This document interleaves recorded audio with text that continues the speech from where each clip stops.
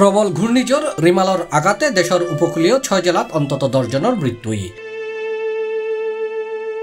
উপকূলীয় জেলায় নুন্নাজি 35,000-এর বেশি ঘরবাড়ি পুরোপুরি বিধ্বস্ত হয়ে গিয়ে আর এই জ্বরের উপকূলের 37,58,000-এর বেশি মানুষ সরাসরি ক্ষতিগ্রস্ত হয়ে।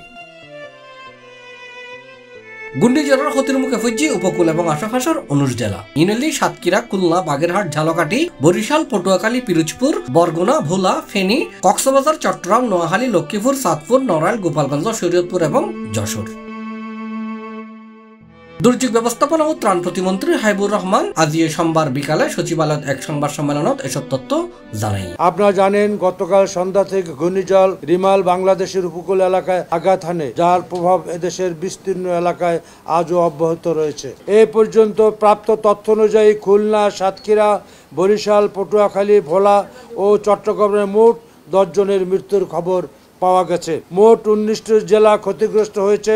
ক্ষতিগ্রস্ত উপজেলার সংখ্যা 160টি এবং ইউনিয়ন ও পৌরসভার সংখ্যা 914টি। ঘূর্ণিঝড়ে ক্ষতিগ্রস্ত মানুষের সংখ্যা 37,58,096 জন। প্রতিমন্ত্রী জানাই, ঘূর্ণিঝড় সতর্কতার পরিপ্রেক্ষিতে উপকূলীয় এলাকায় 9,424 খান আশ্রয়কেন্দ্র খোলা হয়ে। এসব আশ্রয়কেন্দ্র গরু, মহিষ, ছাগল, ভেড়া সহ আশ্রিত পশুর সংখ্যা 52,146 আর এডে 8 লাখের বেশি মানুষ আশ্রয় নেই। এছাড়াও দুর্গত মানুষেরও চিকিৎসা সেবা দিবার 1,431 মেডিকেল দল গঠন করা হয়। সি+, চট্টগ্রাম।